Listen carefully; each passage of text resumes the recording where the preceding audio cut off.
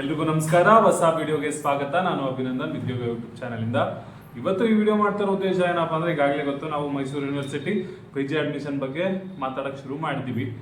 ಆದ್ರೆ ಕೆಲವ್ರಿಗಿರುವಂತ ದೊಡ್ಡ ಗೊಂದಲ, ನನಗೆ ಬಂದಿರೋ ಅತಿ ಹೆಚ್ಚು ಕಮೆಂಟ್ಗಳಂದ್ರೆ, ಯಾವ CET ಬಗ್ಗೆ ಮಾತಾಡ್ತಾ ಇದ್ದೀರಾ ನೀವು ಅಂತ ಸುಮಾರು ಪ್ರಶ್ನೆಗಳು ಬಂದಿದೆ.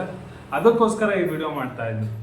ಮೊದಲಿಗೆ ತಿಳಿಸೋದಾದ್ರೆ, ನೀವು ಏನು ಈಗಾಗಲೇ ಅಪ್ಲೈ ಮಾಡಿದ್ದೀನಿ ಅಂತ ಹೇಳ್ತಾ ಇರೋರು KEA ಅಂದ್ರೆ ಕರ್ನಾಟಕ ಎಕ್ಸಾಮ್ ಅಥಾರಿಟಿ ಅವರು ನಡೆಸುವಂತಹ, ಎಂಟ್ರೆನ್ಸ್ ಅಥಾರಿಟಿ ಅವರು ನಡೆಸುವಂತಹ ಒಂದು ಎಕ್ಸಾಮ್ ಅದು, ಆಯ್ತಾ. KEA ಇಂದ MTech, ME, ಆಮೇಲೆ BE, ಅದಾದ್ಮೇಲೆ MCA ಮತ್ತೆ MCOM, ಇಷ್ಟಕ್ಕೆ KEA ಇಂದ ಕೂಡ PG CET ನ ಮಾಡಿರ್ತಾರೆ.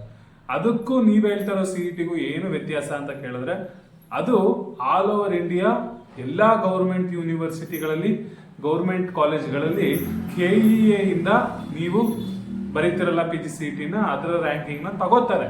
ನಾನು ಮಾಡ್ತಾ ಇರೋದು video Mysuru university PG CET ಬಗ್ಗೆ. ಅಂದ್ರೆ ಮೈಸೂರು ಯೂನಿವರ್ಸಿಟಿಯಲ್ಲಿ ನೀವು ಅಡ್ಮಿಷನ್ ತಗೊಳ್ಬೇಕು ಅಂದ್ರೆ, ನಾನು KEA ಅವರು ಹಾಕಿರೋಂಥ PG CET ಬರ್ದಿಲ್ಲ ಅಂದ್ರೆ ಇದನ್ನ ಬರೆದು ಕೂಡ ನೀವು ಸೀಟನ್ನ ತಗೋಬಹುದು.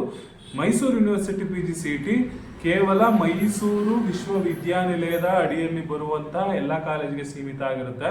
ಆದ್ರೆ KEA ಅವರ ಈಗ ನೀವೆಲ್ಲ ಅಪ್ಲಿಕೇಶನ್ ಹಾಕಿ ಬರೀತೀನಿ 22ನೇ ತಾರೀಕು ಅಂತ ಇದಾರಲ್ಲ, ಅದು KEA ಅವರು ಮಾಡ್ತಾ ಇರೋಂಥ PG CET. ಇದು ಕರ್ನಾಟಕದ ಎಲ್ಲ ಸರ್ಕಾರಿ ಕಾಲೇಜುಗಳಲ್ಲಿ ಅದರ ರ್ಯಾಂಕಿಂಗ್ ನ ತಗೋತಾರೆ. ಈಗ ಯಾವ್ದು ಬರ್ದರೆ ಬೆಸ್ಟ್ ಅಂತ ಕೇಳೋದಾದ್ರೆ, ಈಗ ಯಾರು ಅಪ್ಲೈ ಮಾಡಿದಿರ ಅವರು KEA ಬರೀರಿ, ಮೈಸೂರು ಯೂನಿವರ್ಸಿಟಿದು ಬರೀರಿ.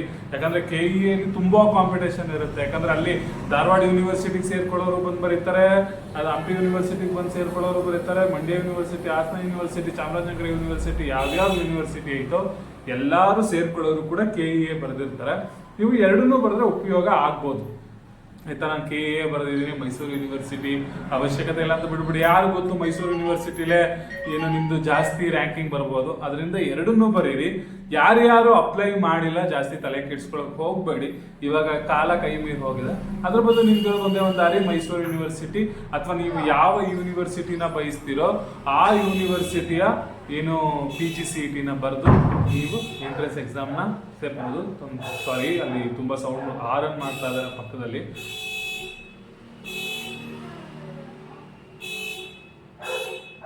ಆರನ್ ಕೇಳಿಸ್ತಾ ಇದೆ ಅನ್ಕೋತೀನಿ, ಸಾರಿ ಆಯ್ತಾ. ಎಲ್ಲರೂ PG CET ಗೆ ರೆಡಿ ಆಗ್ತಾ ಇದಾರೆ ಅನ್ಕೋದು, ಇಷ್ಟೇ, ಏನ್ ಸಿಂಪಲ್. ಅದನ್ನ ಬರ್ದಿದ್ರು ಓಕೆ, ಅದ್ರ ಜೊತೆಗೆ ಇದನ್ನು ಬರೀರಿ.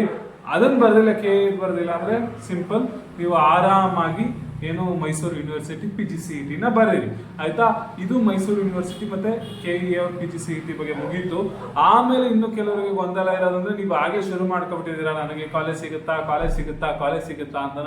ಪ್ರತಿಯೊಬ್ಬರಿಗೂ ಕಮೆಂಟ್ಗೂ ರಿಪ್ಲೈ ಮಾಡೋಕ್ಕಾಗಲ್ಲ. ಅದಕ್ಕೆ ಹೇಳ್ತಾ ಇದ್ದೀನಿ ಕೇಳಿ.